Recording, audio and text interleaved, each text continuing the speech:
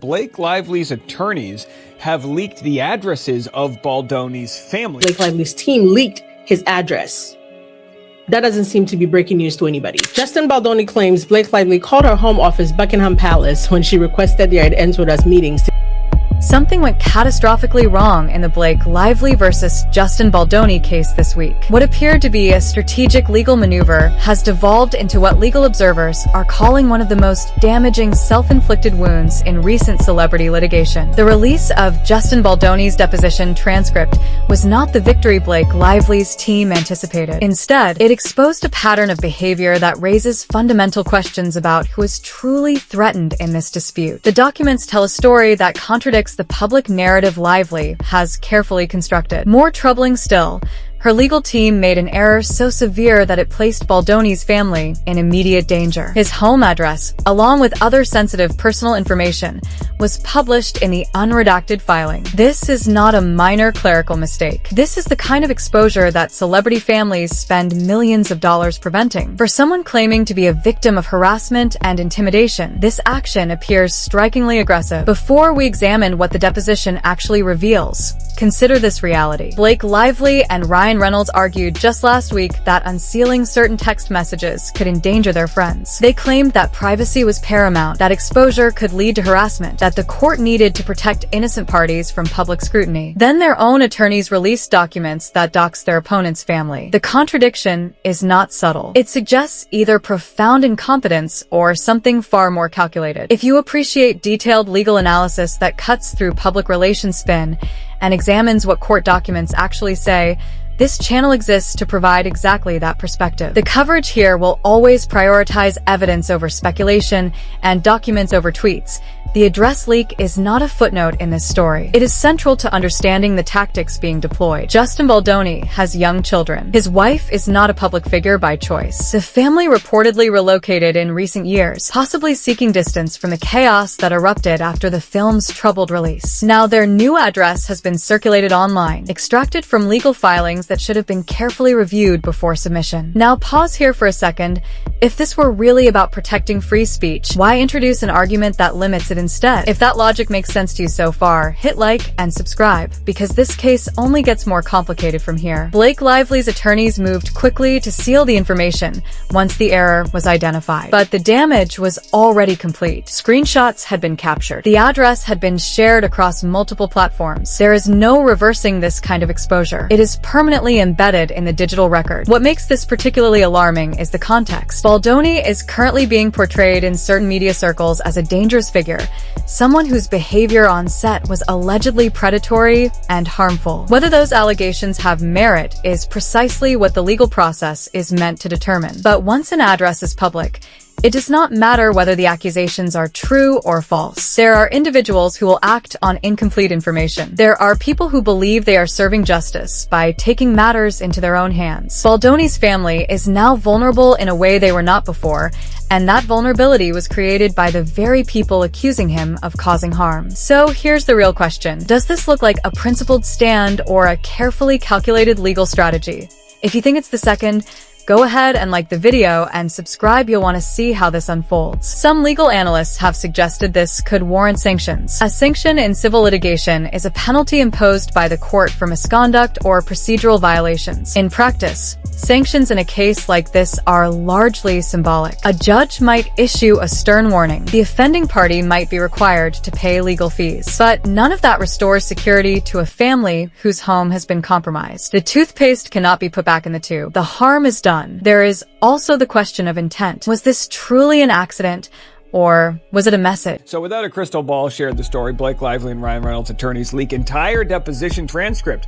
The unredacted deposition doxes Justin Baldoni's address and other personal identifying info of other parties, which is insane given that last week Lively and Reynolds claimed unsealing their text could put their friends' lives in danger.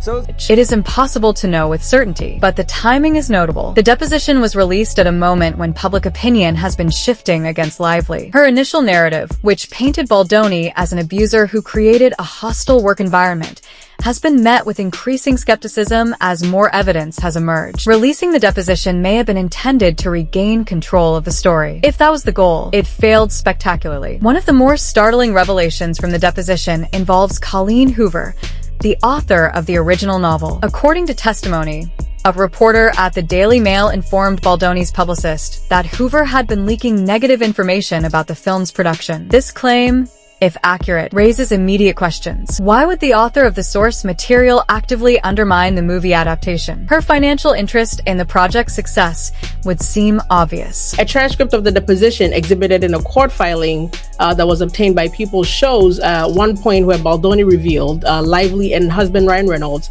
codename for their at-home office, that is so embarrassing, office in New York City. She used to call it Buckingham Palace, as she said, because so many celebrities walked through there. Baldoni said, I think that was her office in her penthouse apartment, which was the place that Miss Lively requested all of our meetings be. A box office hit translates to renewed book sales, increased visibility, and leverage for future adaptations. Several theories have been proposed. One possibility is that Hoover was drawn into Blake Lively's orbit and convinced that Baldoni was the problem. If Lively presented herself as the true creative force behind the film, if she suggested that Baldoni's direction was damaging the story, Hoover might have felt compelled to take sides. Authors often have strong protective instincts toward their work. If she believed Baldoni was mishandling her novel, leaking information might have felt justified. Another theory is more transactional. If Lively was already positioning herself to take control of any sequel, she might have offered Hoover a more lucrative deal in exchange for loyalty. This is speculative, but it fits a pattern that has emerged throughout this litigation. Lively and Reynolds appear to have used their industry power to isolate Baldoni, turning collaborators against him and ensuring that any continuation of the franchise would exclude him entirely. A third possibility is simpler and less conspiratorial. Hoover may simply be someone who thrives on drama and attention. Leaking information to tabloids generates headlines. It keeps her name in the conversation. For some public figures, any attention is preferable to obscurity, even if it comes at the expense of a project they helped create. Whatever her motivations, the revelation is damaging. It suggests that the negative press surrounding the film was not organic. It was being actively fed by individuals with a stake in shaping the narrative. This matters because so much of the case against Baldoni relies on public perception. If that perception was manufactured through coordinated leaks, then the foundation of Lively's claims becomes significantly weaker. One of the more bizarre moments in the deposition involves an attempt to link Baldoni to the MAGA movement. Lively's attorneys asked whether he was aware that he had become a figurehead for certain conservative and men's rights groups online. Baldoni's response was bemusement. He had not been following social media commentary about the case. He was not aware of any organized political movement rallying to his defense. The suggestion seemed to catch him completely off guard. This line of questioning reveals a strategic calculation. By associating Baldoni with controversial political movements, Lively's team may have hoped to alienate potential allies and taint his public image. The implication is clear. If MAGA supporters and men's rights activists are defending him, there must be something wrong with him. It is guilt by association, a tactic that has become increasingly common in public discourse. The problem with this approach is that it is intellectually dishonest. Baldoni did not choose his supporters. He did not court the MAGA movement. He did not align himself with any particular political ideology in his public statements. His podcast, Man Enough, was explicitly focused on challenging toxic masculinity and encouraging emotional openness in men. That work is not compatible with the hyper-aggressive posturing often associated with certain conservative online spaces. Yet the attorneys pressed forward. They asked whether he wanted to be associated with the manosphere, a term used to describe online communities that often espouse anti-feminist views. Baldoni's answer was firm. His entire body of work had been dedicated to helping men process anger and resentment in healthy ways, to encouraging therapy and emotional vulnerability. The idea that he would embrace a movement built on resentment toward women was absurd. This exchange is revealing not because it exposes anything about Baldoni, but because it exposes the desperation of Lively's legal strategy. When the facts are weak, attorneys often resort to character assassination. They attempt to make the person, rather than the evidence, the focus of the trial. In this instance, That tactic appears to have backfired. Baldoni's responses were measured and thoughtful. He did not take the bait. He did not become defensive. He simply pointed out the absurdity of the accusation and moved on. The deposition also sheds light on Ryan Reynolds' role in this conflict, and what emerges is a portrait of someone willing to use his considerable influence to crush a perceived rival. According to Baldoni's testimony, Reynolds and Lively threatened to leave their talent agency unless Baldoni issued a public statement drafted by them. The statement, presumably, would have been a mea culpa of some kind, an admission of wrongdoing or an apology for behavior Baldoni insists never occurred. This is not a minor threat. Blake Lively and Ryan Reynolds are two of the most bankable stars in Hollywood. Their combined earning power generates tens of millions of dollars annually for any agency representing them. For an agency executive, the prospect of losing that revenue is existential. Jobs would be at stake. Partnerships would dissolve. The pressure to comply would be immense. Baldoni was told that if he did not release the statement, the gloves would come off. That phrase, vague and ominous, left him frightened. He had already been removed from his own film, a project he had spent 5 years developing. He had watched colleagues and friends publicly distance themselves from him, unfollowing him on social media in what appeared to be a coordinated campaign. He had been labeled a predator in whispered conversations within the industry. Now he was being told that things could get worse. What did taking the gloves off mean? Baldoni did not know.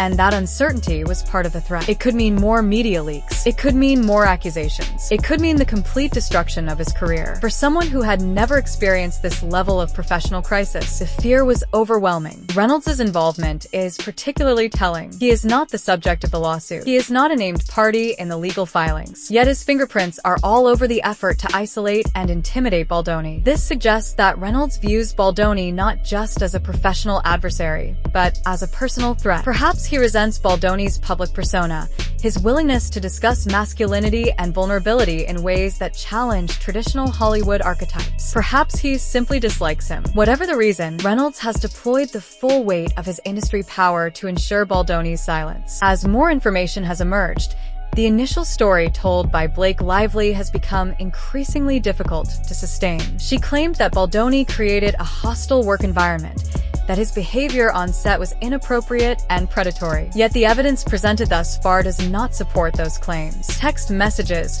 show collaborative discussions. Witnesses describe a director who is demanding but professional. The accusations of verbal abuse, when examined in context, appear to involve nothing more than standard directorial decisions about budget and creative direction. One particular incident has been cited as evidence of Baldoni's alleged misconduct. He was accused of being verbally abusive to a crew member on a different project. When the full context was revealed, it became clear that Baldoni had simply been doing his job. He had raised concerns about budget overruns. He had made decisions that not everyone agreed with. He had not raised his voice. He had not made personal attacks. He had been a boss managing a production, nothing more. This pattern repeats throughout the case. Accusations are made in broad, emotional terms. When the specifics are examined, they dissolve. What remains is a picture of a director who took his work seriously, who made difficult decisions, and who refused to be steamrolled by a more powerful actor who wanted creative control. Blake Lively appears to have believed that her status would insulate her from scrutiny. She seems to have assumed that the public would accept her version of events without question, that the Me Too movement had created an environment where any accusation would be believed automatically. That calculation has proven incorrect. Audiences are more skeptical now. They have seen too many cases where allegations were exaggerated or fabricated. They are willing to wait for evidence before rendering judgment. A small but telling detail emerged when Baldoni described Blake Lively referring to her penthouse as Buckingham Palace. She allegedly used this term because so many celebrities had visited the space. It was her office, the location where she insisted all meetings take place. The nickname is revealing. It suggests a self-awareness about her status, a recognition that her home was a seat of power within the industry. There is nothing inherently wrong with wealth or success, but the nickname also hints at a certain imperious quality, a belief that others should come to her rather than the reverse. Baldoni complied with these requests. He attended meetings at her home. He accommodated her preferences. He was, in essence, prevails despite the weakness of her claims. It sends a message that power matters more than evidence. It tells emerging filmmakers and actors that challenging a star of Lively's caliber is career suicide.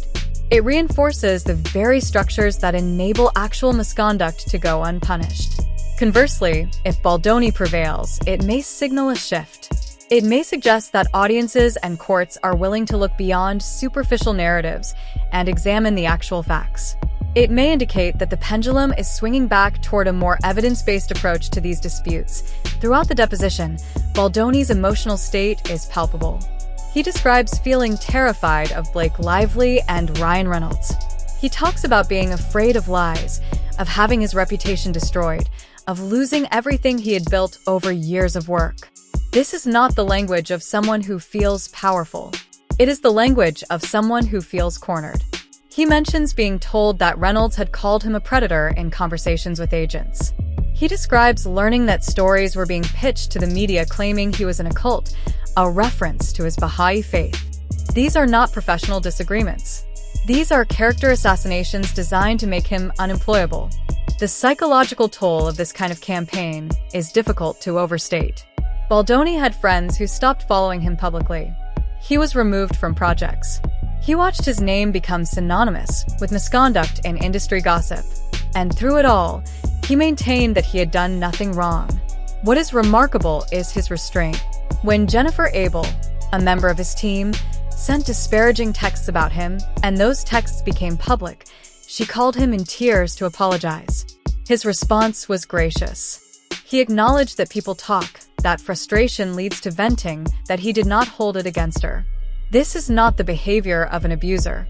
It is the behavior of someone who understands human imperfection and chooses forgiveness over resentment. Why did Blake Lively do this? What did she hope to gain? The most straightforward explanation is that she wanted creative control.